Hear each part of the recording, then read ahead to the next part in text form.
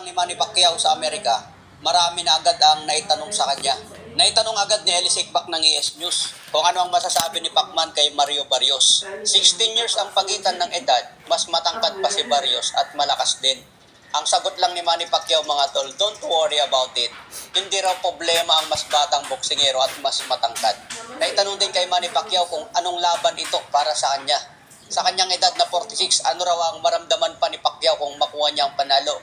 Sinabi lang ni Manny Pacquiao mga tol, it's a big thing for me. Dahil hindi biro ang gagawin niya na paglaban agad sa champion matapos ang 4 na taon na hindi lumalaban. Tinanong din si Pacman dyan kung ano ang mensahe niya sa mga fans na nag-aalala sa kalusugan niya. Dahil 46 na, matanda na lumalaban pa. Sagot lang ni Manny Pacquiao mga tol, salamat. Salamat daw sa pag-aalala sa kanya. As usual mga tol, ganun talaga sumagot si Manny Pacquiao. Simple lang. At syempre, naitanong din kay Manny Pacquiao mga tol, kung lalaban daw ba si Jimwell Pacquiao sa undercard ni Pacman. Ang sagot ni Manny Pacquiao dyan mga tol, yes, lalaban si Jimwell sa undercard. July 19 ang lumalabas na report kung kailan ang laban ni Manny Pacquiao kay Barrios. Pero antayin pa rin natin ang official announcement.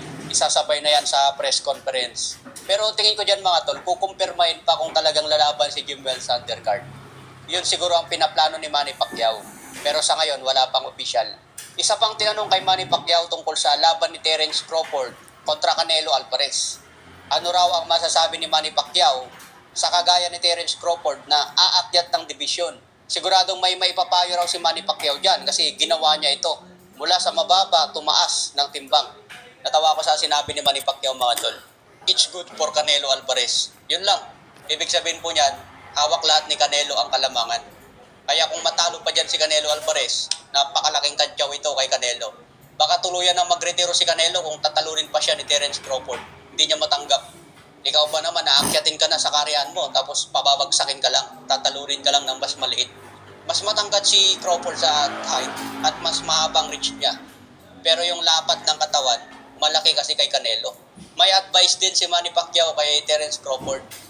Mag-focus daw si Crawford sa speed dahil pwede niyang talunin si Canelo Alvarez sa speed. Siguro mabilis ang counter para mas mabilis siyang pumuntos. Huwag lang siya matamaan ng solid dahil matutulog talaga si Crawford kung matamaan. Siyempre, hindi rin nagpapahuli si Buboy Fernandez mga tol. Na-interview din siya. Tinanong si Buboy Fernandez kung ano daw ba yung mga sikreto nila. Sikreto ang paghahanda para talunin si Mario Barrios. Sinabi naman ni Buboy Fernandez na coach ni Manny Pacquiao ngayon, abangan daw natin ang ipapakita ng isang 46 na si Pacman. Dahil naniniwala pa rin si Buboy Fernandez, kaya nilang i-upset itong si Mario Barrios. Dahil may lakas pa rin daw si Pacman, may bilis. Kailangan na lang talaga i-kondisyon ng todo para tumagal siya hanggang 12 rounds. Lalo ngayon, underdog si Manny Pacquiao, masarap talaga tayaan.